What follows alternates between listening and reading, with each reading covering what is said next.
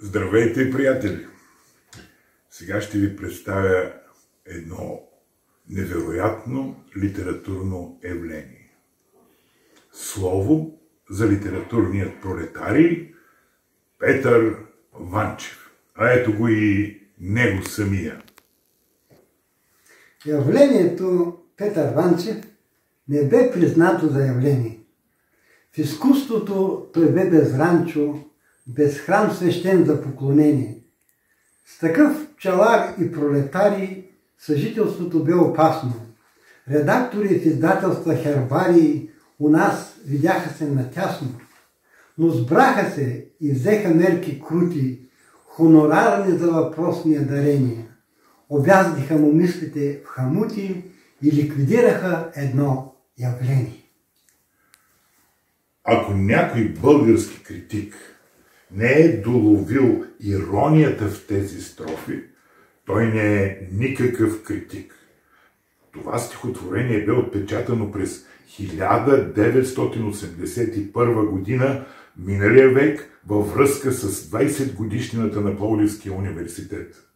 Паисий Хилендарски в Алманаха, 10-та аудитория. В 10-та аудитория се провеждаха авторските четения на студентите поети от литературен кръжок Гео Милев, ръководен от тогавашният главен асистент Огнян Сапарев. В този алманах са събрани повече от 40 днешни писатели и поети, завършили университета. Там е и поетът по думите на Ели Видева Петър Ванчев. За късмет, ироничното му отношение към света и към самия себе си е такова, както вчера, така и днес. Поред причини той не бе приет в категорията на непреходните студентски поети по това време. Там с запазени места бяха онези автори, които твърдяха, че социализмът не е стълба, изкачва се. Това е връх. Въх.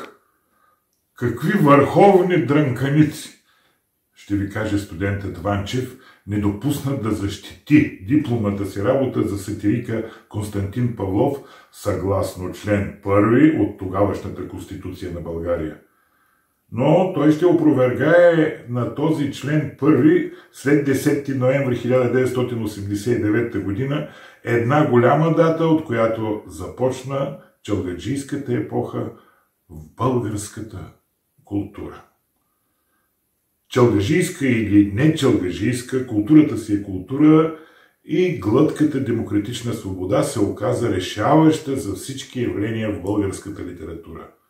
Днес кой какъв е относително понятие, но безспорно Петър Ванчев не е случайен лечебен троскот в литературата.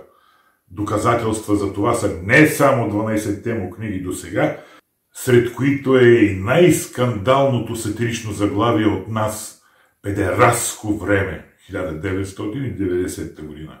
Пародията «Шоуто на Главчо Трифонов», книгите с разкази $100 000 и «Атомната ракиджийница», стихосбирките «Временно безсмъртен» и «Среща с Пушкин». Даскалските му приказки, тебечерини спомени и забележителните приказки за пчелите. Резултат от многогодишната му всеотдайна дейност като пчелар на Тракия за 2024 година. Впрочем, пчеларското му хоби го доведе до там да си счупи левия крак при улавянето на един дяволски рояк, за да получи поредното си вдъхновение за неговата последна приказка за пчелите.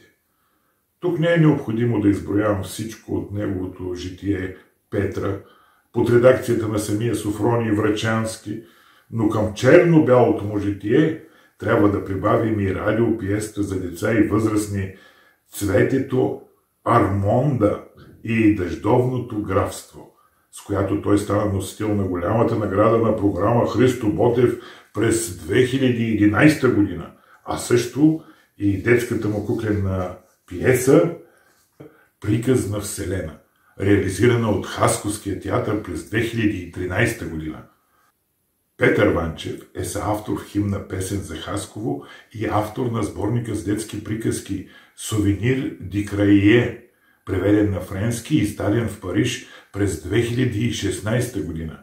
И както казват неговите приятели, луд автор плюс луд пчелар едновременно умора нямат. Последната му книга със стихотворение «Камбанен глас» 2025 година е от издателска къща Българска книжица. А дали светът си е запушил ушите и си е затворил очите за тревожния камбанен глас на един литературен пролетарий, времето ще покаже.